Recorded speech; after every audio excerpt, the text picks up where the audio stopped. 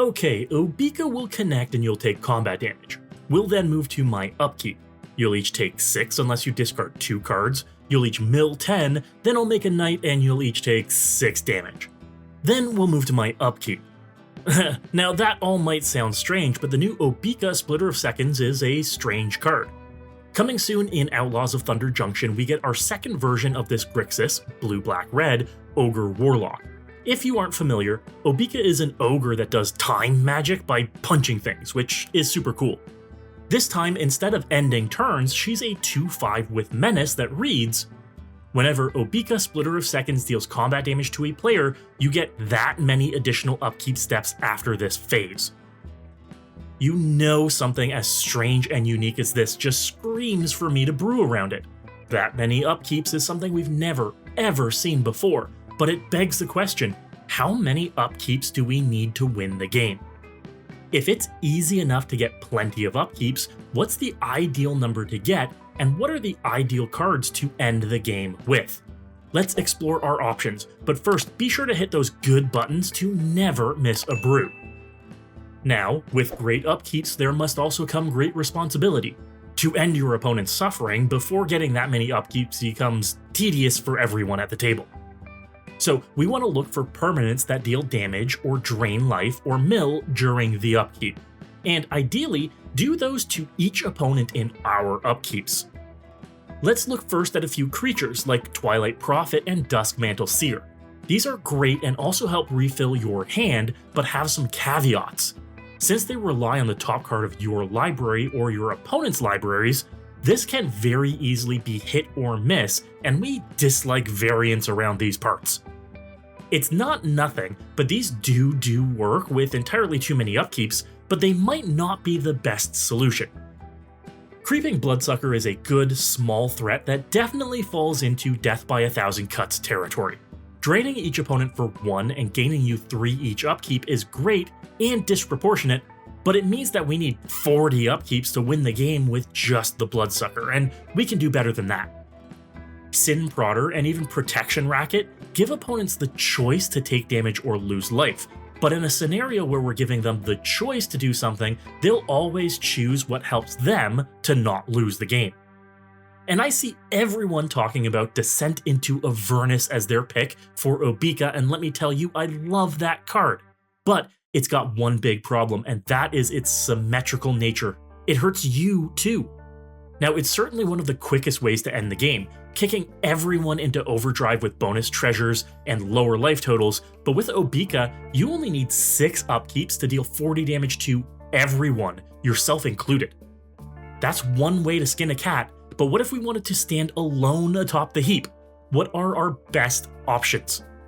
Well, in my search, I landed on the Court enchantments, specifically Court of Cunning, Court of Ambition, and Court of Embereth. These all whittle down each opponent in different ways and under different conditions, either slowly if we don't have the Monarch, or quickly if we do have the Monarch.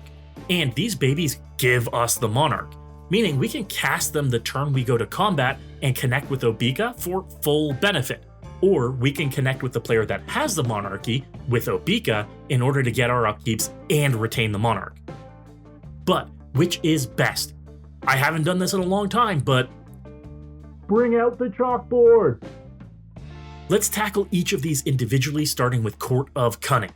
The upside to this one is that it's the cheapest of the 3 at 3 mana. The downside is that it's not damage or loss of life, it's mill, and that has its own set of caveats. If an opponent has an Eldrazi Titan in their deck, good luck milling them out. Mill usually also has the downside of needing to be much higher volume than damage, with 100 cards needing to be milled versus 40 damage you need to deal. If you have the Monarch, you mill 10 cards each upkeep, which is roughly equivalent to 4 damage, or 10% of the target you need to hit to kill a player.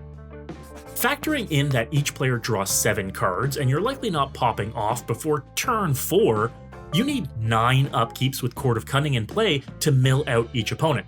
Totally possible. The next candidate is Court of Ambition. This 4-mana black enchantment gives opponents a choice, and we covered earlier how that can be not ideal. If we've got the crown, this one makes each opponent lose 6 life unless they discard 2 cards. That total percentage is higher, but we need to tackle the cards in hand problem first. The maximum an opponent will have in hand is 7 cards, meaning they could opt to discard to negate upwards of 3 triggers from the court. So while 6 damage would be about 6 upkeeps to kill your opponents, you need to add in a possible 3 extra upkeeps to that math if they've got a full grip. That brings us to 9 upkeeps, the same as Court of Cunning. While Court of Ambition could do the job in fewer than 9, we should err on the side of caution. Our third option is Court of Embereth. Another 4 mana enchantment, this red option also gives us the Monarch. If we control the Crown, we make a 3/1 Knight creature, then dome each opponent for damage equal to the number of creatures we control. This one has some real upsides, like increasing in damage volume each trigger. If we control just Obeka as our only creature, the court takes a total of 8 upkeeps to deal 40 damage. 2 damage, then 3 damage, then 4 damage, then 5 damage, then 6 damage, then 7 damage, then 8 damage, then 9 damage, for a total of 44 damage. The upside here is that, for each other creature we control, we knock an entire upkeep off of the tracker. There's no choosing, there's no caveats, our opponents can't dodge this damage.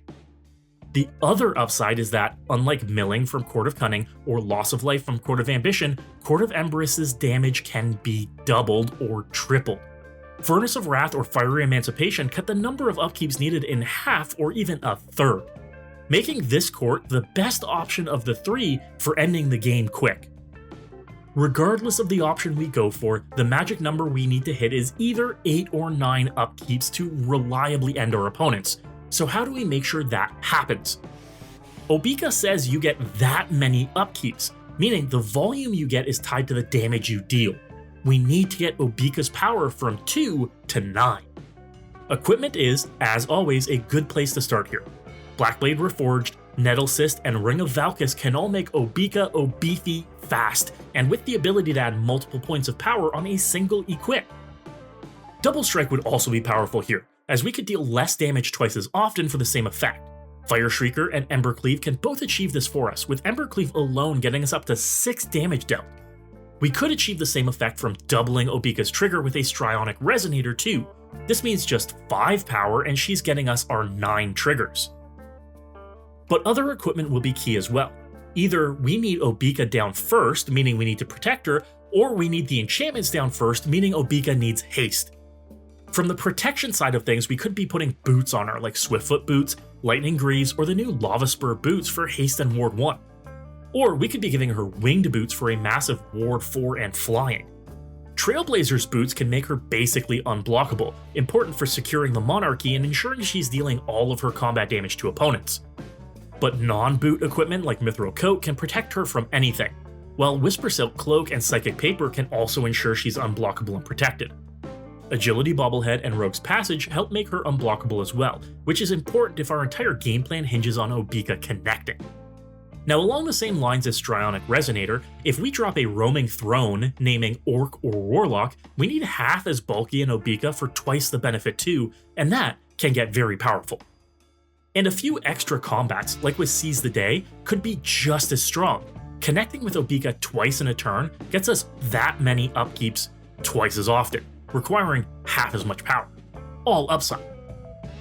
We want to round out the deck with other upkeep triggers, like the Initiative as introduced on Caves of Chaos Adventurer, through to additional Scries with Thassa God of the Sea, to additional spellcasts with a Plargan Nasari. The more upkeeps we have, the better the deck gets.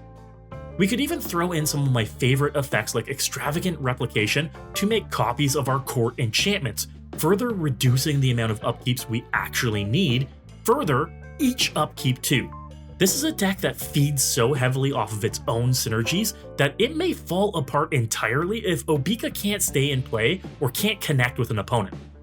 Let me know what you think, and if you feel there are any other options for Obeka I didn't explore here by leaving a comment. And be sure to check out my full brew linked in the description at my sponsor Moxfield.